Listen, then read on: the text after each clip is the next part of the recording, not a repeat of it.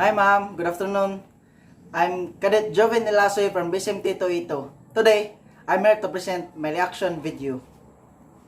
You're minding your own business in an art gallery when all of a sudden a movement occurs out of the corner of your eye. It couldn't be. You break into a cold sweat and look around for the nearest exit. But it's too late. It's happening. It's performance art. Why? Why has my precious fourth wall been violated? Why must I be forced to endure this inevitable awkwardness? This is the case for performance art.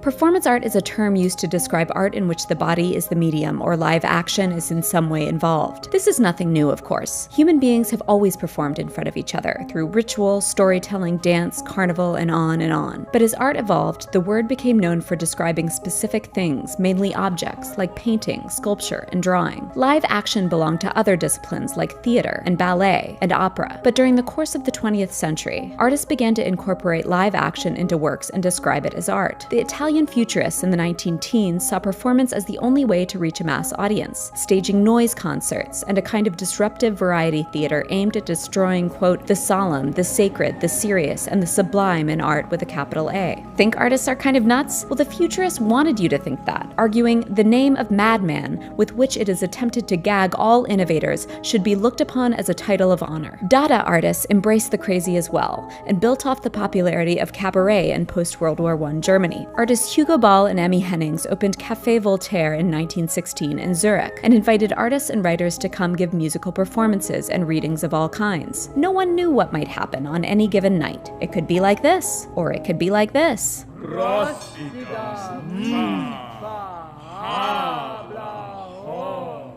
During the Weimar years, the Bauhaus was the first institution to offer a specific performance class, reinforcing it as a medium in its own right. Avant-garde theater flourished across Europe, and early surrealist Antonin Artaud theorized what he called the theater of cruelty, proposing a direct communication between the spectator and the spectacle, engulfing the spectator into the action, writing, "We abolish the stage and the auditorium and replace them by a single site, without partition or barrier of any kind, which will become the theater of the action." After World War II, Black Mountain College in the US became a hotbed of experimental interdisciplinary practice, with avant-garde composer John Cage teaching classes and staging collaborative productions. They put on a version of Eric Satie's surreal The Ruse of Medusa, featuring Merce Cunningham as Mechanical Monkey, Buckminster Fuller as Nonsensical Baron, and sets by Willem and Elaine de Kooning. Cage shared with his students his understanding of music as it relates to Zen Buddhism, that art should not be separate from life, but an action within life, with all of the accidents and chaos and occasional beauty that entails. Participants in his productions were given loose scores that left a lot to interpretation, had unpredictable results, and were impossible to reproduce. Choreographer and dancer Merce Cunningham's revolutionary approach, also shared at Black Mountain,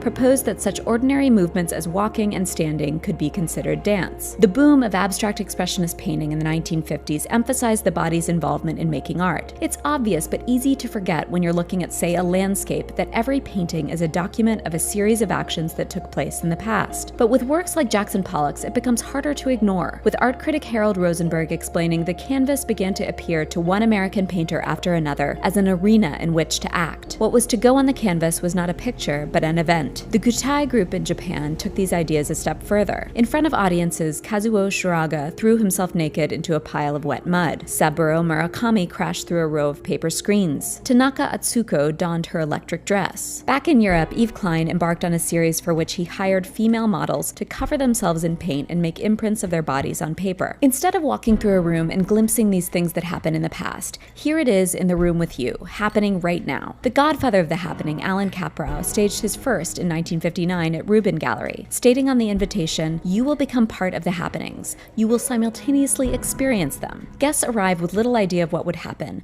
both witness to and participant in loosely structured actions, left to make of it what they could. Caprow called it what he did because it was, quote, something spontaneous, something that just happens to happen. Artists associated with the Fluxus movement presented ordinary events as art, considering anyone and everyone to be an artist. At a 1962 Fluxus festival, Ben Patterson performed Variations for Contrabass, where he agitated its strings using a variety of unusual materials. Namjoon Paik dipped his necktie and head in paint and drew a line along a 13-foot roll of paper. Alison Knowles made a big salad and shared it. Much of it was playful, but for others it was dead serious. Joseph Beuys gave lectures and staged dramatic actions, enacting what he called social sculpture to try to change consciousness, believing art can and should transform your everyday life. In Vienna, a group of artists pursued what they called actionism, calling it not only a form of art, but above all, an existential attitude. Hermann Nietzsche enacted ancient rites, which he described as an aesthetic way of praying, and Valie Expor invited the public to reach into a curtain box to touch her unclothed body, a humorous but indicting action questioning the objectification of women's bodies. Performance came into its own in the turbulent 60s and 70s. The civil rights movement and second-wave feminism underlined the fact that the body is political, and artists seized on its potential. Carolee Schneemann explained, in 1963, to use my body as an extension of my painting constructions was to challenge and threaten the psychic territorial power lines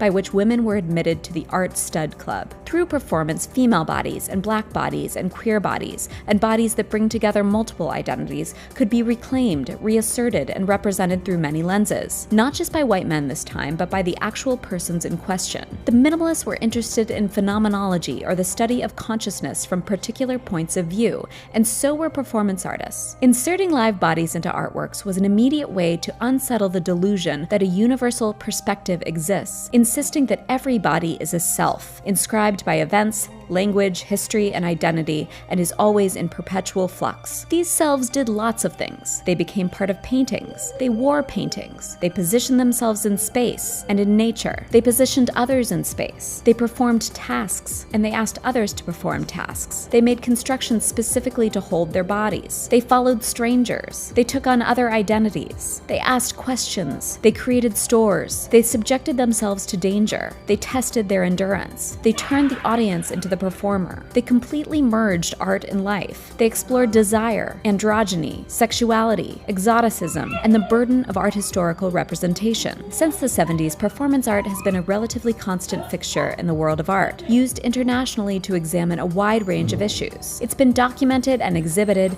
but is largely resistant to commercial forces, offering artists a way to make work outside of the often oppressive market system.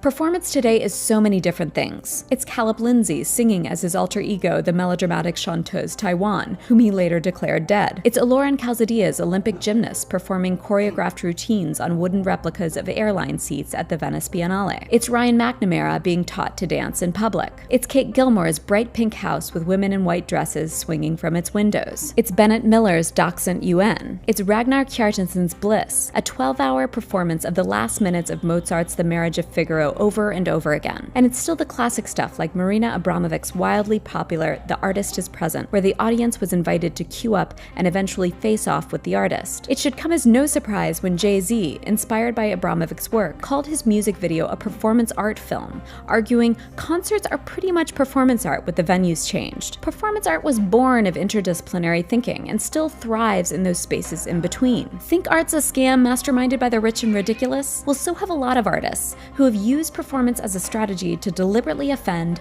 upend tradition, and remake art from the inside. Performance art was born of a desire to flatten hierarchies inherent in traditional art forms, so that the artist could reach an audience directly, rather than through coded forms or the separation of a canvas or frame. It wasn't so much that people wanted to make something called performance art, but more that these activities seeped out from other disciplines where they no longer quite fit in. As with any art, it's up to you to decide whether or not you think it's any good. But the way into performance is to allow yourself to be made uncomfortable by it, to admit your feelings of suspicion, fear, dislike, or claustrophobia. Performance art can give you room to think about who you are, where you are, and how you relate to those who are not you. It can allow us to contemplate the rules, written and unwritten, of any given space or place. Performance can make you uncomfortable because that's what it's supposed to do.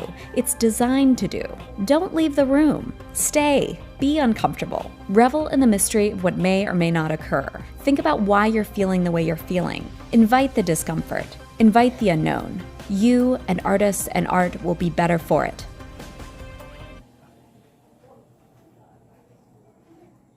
After watching the video about performance art, my final statement is that performance art is a time-based on art form that typically features a live presentation to an audience or to onlookers, and draws on such arts as acting, poetry, music, dance, and painting. That's all. Thank you.